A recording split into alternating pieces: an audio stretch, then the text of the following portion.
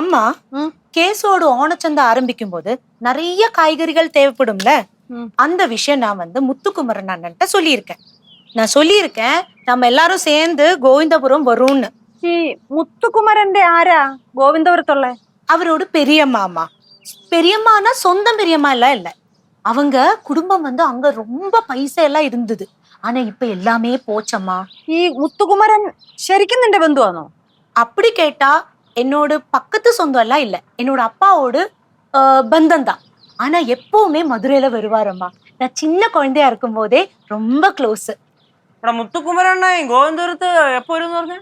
അടുത്ത വാരം. അടുത്ത വാരം അല്ലേ? അടുത്ത വാരം. അപ്പൊ അടുത്ത വാരം നമുക്ക് എല്ലാവർക്കും കൂടെ അങ്ങോട്ട് തന്നെ പോവാം. ഞാൻ അണ്ണനെ വിളിച്ചെല്ലാം ഒന്ന് സംസാരിക്കാം. ഞാൻ വിളിച്ച് പറയുമ്പോഴേ ഞങ്ങൾ തമ്മിലൊരു ആത്മബന്ധം വെച്ചിട്ട് ഞാൻ പറയണ എല്ലാം പുള്ളി കറക്റ്റ് മനസ്സിലാവും. ഞാനും சொல்லியிருக்கேன். അത് മതി. കേശു, ഞാൻ ഉച്ച കഴിഞ്ഞാ പോവേ. പോണോ? എവിടെ പോണോ? വീട്ടിലോട്ട്. അങ്ങനങ്ങ് പോയാ എങ്ങനെ ശരിയാവും? നമുക്ക് ഗോവിന്ദപുരത്തൊക്കെ പോണ്ടേ? അതൊക്കെ ആയിട്ട് പോവാ. എന്റെ കല്യാണം അല്ലേ? കല്യാണം ഓണത്തിന് ശേഷമല്ലേ? ഗോവിന്ദപുരത്തൊക്കെ പോയി ഇവിടെ വന്ന് ഓണച്ചന്തയൊക്കെ ഇട്ട് അതൊക്കെ കഴിഞ്ഞിട്ട് പോയാ മതി. ഗൗരി എന്റെ പൈസയുടെ കാര്യമൊന്നും പറയുന്നില്ലല്ലോ. மீரா கௌரி கிட்ட கேட்டு பார்த்துட்டு ஒரு பிரயோஜனம் இல்ல. அவளுக்கு ஷார்க்கரையில ஏதோ தேவை சொல்லி நிறைய காசு கொடுத்திருக்காங்க. நீ லெச்சூட்ட கேட்டு பாரு, கண்டிப்பா கொடுப்பா. കണ്ടിപ്പാ കൊടുപ്പാ. ഇപ്പൊ കനകാന്റി പറയണത് ചേച്ചി കേട്ടോണ്ടല്ലോ, കണ്ടിപ്പാ ആന്റിക്ക് തരും. അല്ല പിന്നെ എന്റെ പൊന്ന് മീര. എവിടെ പോണു രണ്ടാളും? ഇങ്ങോട്ട് വന്നതല്ലേ? വാ. അല്ല, ഞാൻ ഇങ്ങോട്ട് വന്നപ്പോഴാണ് ആലോചിച്ചത് ഞങ്ങൾ ഫോൺ എടുത്തില്ല. അപ്പൊ ഫോൺ എടുത്തിട്ട് ഞങ്ങൾ തരാന്ന് വിചാരിച്ചു. ഗൗരി ചുമ്മാ ഉരുണ്ട് കളിക്കാതെ കാശിന്റെ കാര്യം പറഞ്ഞേ. ഉരുണ്ട് കളിക്കാതെ കാശിന്റെ കാര്യം പറയാനാ? നീ എന്നെ കളിയാക്കാണാ? നിങ്ങൾക്കൊരു കാര്യം കേൾക്കണോ? പണ്ട് അങ്ങ് ബാംഗ്ലൂർ ഇവിടെ ഒരു ഗതിയില്ലാതെ നിന്ന സമയത്തെ ഒരു ഗതിയില്ലാതെ നിന്ന സമയത്ത് നിനക്ക് നിൽക്കാനൊരു ഇടം തന്നത് ഞാനാണ്. അതും വാടക പോലും മേടിക്കാതെ നിൽക്കാൻ നിനക്കൊരു ഇടം തന്നത് ഞാനാണ്. നിനക്ക് ഓർമ്മയുണ്ടോ അത്? അത് മറന്നാ? എവള് മറന്നു കാണും. കാരണം 50,000 രൂപയാണല്ലോ വലുത്. ഇവള് മറന്നു കാണും. തലം മറന്ന എണ്ണ തേക്കില്ല എന്റെ മീര. ഇനി വേറൊരു കാര്യം കേൾക്കണോ? പാതിരാത്രി പഞ്ചാബി ധാബയെന്ന് ഫുഡ് വേണം എന്ന് പറഞ്ഞ് ഇവള് നിലവിളിക്കുമ്പം ഈ രാത്രി ചീറിപ്പായുന്ന വണ്ടികളുടെ ഇടയിൽ കൂടെ ഇവളെ കൊണ്ടുപോയി ഞാൻ ധാബേന്ന് ഫുഡ് വാങ്ങിച്ചു കൊടുക്കൂടാ. ധാബേന്ന് ഫുഡ് വാങ്ങിച്ചു കൊടുക്കും. മറന്നാ നീ? അവള് മറക്കും. കാരണം അവൾക്ക് 50,000 രൂപയാണല്ലോ വലുത്. തന്നിട്ട് പറയാണെന്ന് വിചാരിക്കില്ല എന്റെ മീര. നിങ്ങക്ക് വേറൊരു കാര്യം അറിയണോ? ഇവക്കന്ന് പ്രായം കൂടിപ്പോയി കല്യാണം നടക്കില്ല എന്ന് പറഞ്ഞ് കരഞ്ഞോണ്ട് നിന്നപ്പോ ഞാൻ എത്ര തവണ ഇവളെ സമാധാനിപ്പിച്ചിട്ടുണ്ട്.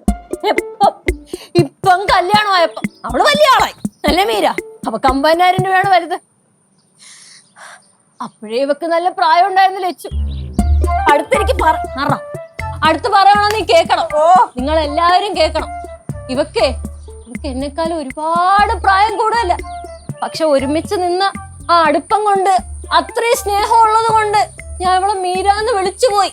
എന്നിട്ടും ഇവക്ക് 50,000 രൂപയുടെ വലുത്. 50,000 രൂപ അത്ര ഉള്ളൂ അല്ലേ നമ്മൾ തമ്മിലുള്ള ബന്ധം?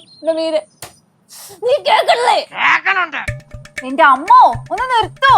തുടങ്ങി കഴിഞ്ഞ മനുഷ്യനെ കൊന്നിട്ടേ നിർത്തുള്ളൂ. അല്ല, നിങ്ങൾ തമ്മിൽ ഇത്ര നല്ലൊരു ബോണ്ട് ഉണ്ടായിട്ടാണോ ഈ നിസ്സാര പൈസയുടെ പേരും പറഞ്ഞ പ്രശ്നം ഉണ്ടാക്കുന്നത്? 50,000 ലച്ചുവിന് നിസ്സാര പൈസയാണോ? സ്നേഹത്തിന്റെ മുന്നില് 50,000 നിസ്സാരം അല്ലേ ലച്ചു? പോട്ടെ, മീര ടീച്ചറിന്റെ കല്യാണം എപ്പോഴാണ്? ഒക്ടോബറിൽ. ഓണം കഴിഞ്ഞിട്ടാണ് കല്യാണം അല്ലേ? അങ്ങനെയാണെങ്കിൽ ടീച്ചർ ഒരു കാര്യം ചെയ്യും. നൈസില് നമ്മുടെ കൂടെ ഓണച്ചന്തയിൽ അങ്ങ് തയ്യാറിച്ചങ്ങ് നില്ലേ. നമ്മൾ 5 രൂപ എങ്ങനെ വരും നമുക്ക് ഇൻവെസ്റ്റ്മെന്റ് വരും. 10 രൂപ നമ്മളെ കൊയ്യൂലേ? അപ്പൊ ടീച്ചർ 50 രൂപ ഇട്ട് കഴിഞ്ഞാ ഒന്നും കൊണ്ട് സുഖമായിട്ട് അങ്ങ് കല്യാണത്തിന് പോവാ. ഈ ഒന്നെന്ന് പറഞ്ഞ 1 ലക്ഷം. ടീച്ചർ ഒരു 50,000 രൂപ ഇറക്ക, 1 ലക്ഷം കൊണ്ട് പോവുക.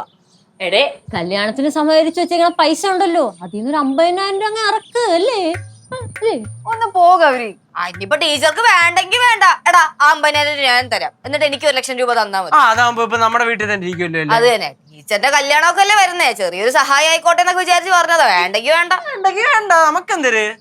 1 ലക്ഷം രൂപയായിരുന്നു. 50,000 രൂപ ഇറക്കി 1 ലക്ഷം രൂപ വേറെ എവിടെയും കിട്ടൂ? അതെ. അപ്പൊ ഞാൻ 50,000 തന്ന കല്യാണത്തിന് 1 ലക്ഷം ആയിട്ട് തരുന്നാണോ പറയണേ? പറ്റും, നമുക്ക് തരാൻ പറ്റും. ഉറപ്പല്ലേ? ഞാൻ ഗ്യാരണ്ടി.